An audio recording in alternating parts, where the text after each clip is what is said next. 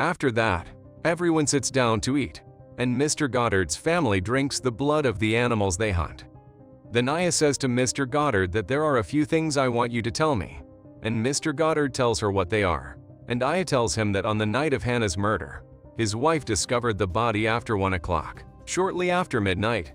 Did you have dinner at midnight that day? And Mr. Goddard says to her yes, with everyone in the palace.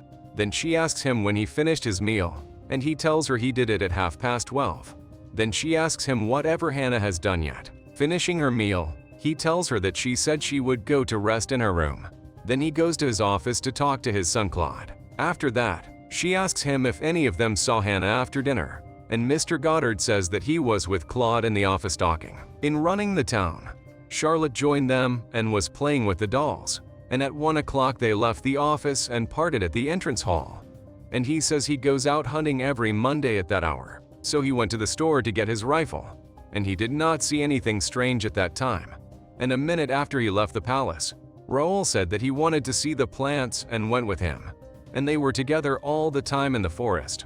Then he fired his rifle 3 shots, but he did not succeed in hitting the prey even once.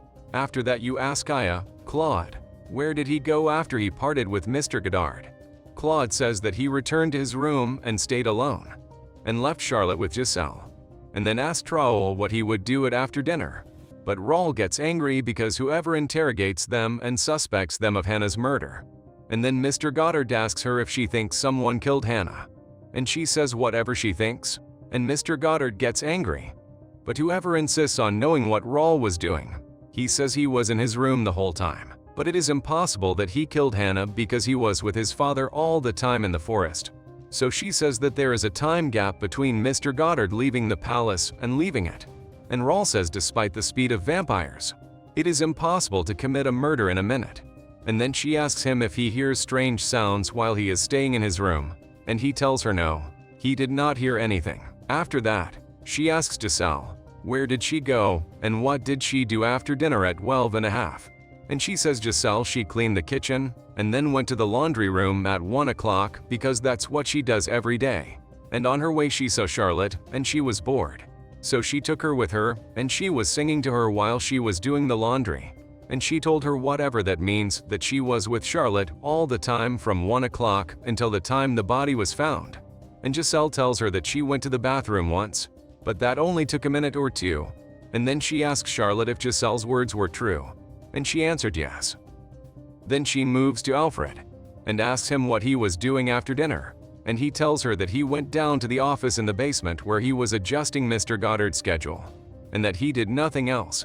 So she asks him if he heard any strange sounds at that time, and he tells her no, he did not hear anything, and she thanks them for answering her questions, and tells them that the people who did not have an alibi are Alfred and Claude. But the two object to her words and say that they did not commit that crime. And Mr. Goddard also objects and says it is impossible for Claude to kill his mother, and it cannot be the killer Alfred, and that he has been serving them for more than 20 years. But whatever she says, she explained it before, and that there are many factors that deny that someone from outside committed the crime. So Charlotte cries because of the talk and leaves them and goes, and the meeting ends because of that. The team wanders around the palace. Then she tells Shizuko to go to the 2 servants and watch them, and if one of them tries to escape, he stops him. Then they meet Claude on their way, and he tells them that he did not kill his mother so as not to waste time.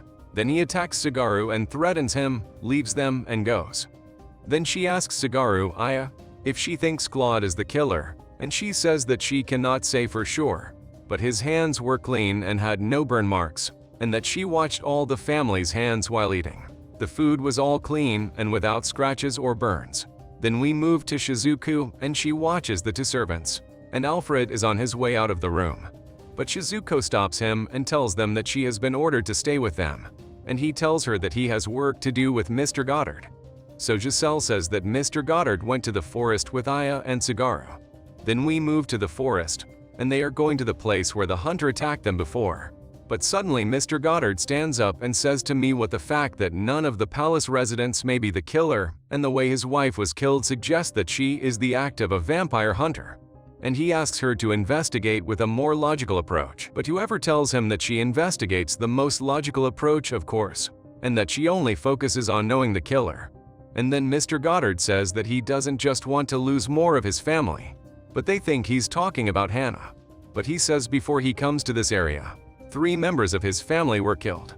And then he tells them since they are from Japan, they must have heard about the story of the undying beast. And Tsugaru says to him, Fuji, which is a word in Japanese means immortal. And he also says that he is unique. He looks human, but he never dies, does not age, does not get tired, and that he heard that he is about 1,000 years old. So Mr. Goddard says that his father told him that he is regenerating immediately, no matter how severe his injury is. And then she says that in fact there is only one way to kill the immortal, or rather a certain creature. And Mr. Goddard asks her what it is, and she says to him, Oni. In his language, he is called the devil or the ogre, and in Japan it means the servant of hell, and no monster can withstand the sweeping force resulting from the Oni cells, and the Oni can injure any creature, no matter how strong its renewal. So the Oni can kill the immortal. But this does not require that the Oni is the ultimate body of life, and gunshots or explosions can kill him easily. And humans hunted his species during the Great Cleansing and became extinct now. So Mr. Goddard says that she means herself, and Tsugaru laughs and says to me whoever caught them. But suddenly, an arrow pierces Mr. Goddard's neck.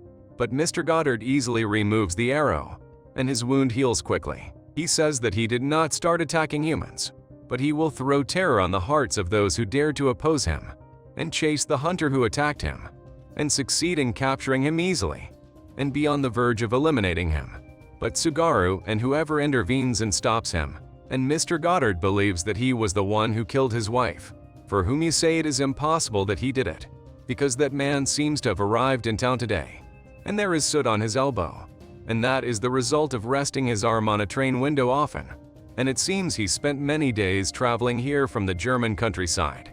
And Tsugaru actually finds a train ticket from East Berlin scheduled 3 days ago. So she tells Mr. Goddard that his wife was killed 3 days ago, and that is impossible that he did it while he was in East Berlin. And the fisherman tries to escape, but Tsugaru catches him, and the fisherman begs them to leave him and pardon him. So she says that she will pardon him if he answers her questions, and asks him what his name is, and he tells her that his name is Joseph, and then she asks him why he attacked Mr. Goddard, and he tells her to avenge his friend who was killed by Mr. Goddard.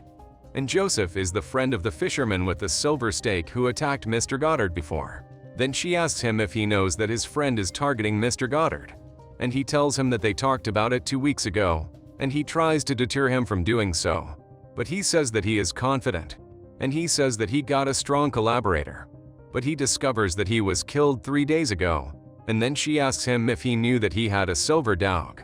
But he says that he did not know that it was silver because he always kept it in a leather bag. And then she says to Tsugaru to leave. He is released, but Mr. Goddard objects, and whatever reassures him and tells him that she is sure that he will not try to attack you again.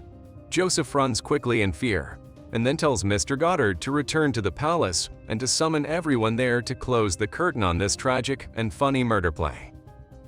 If you like the video, don't forget to subscribe to the channel and click on the like and write your opinion in the comments.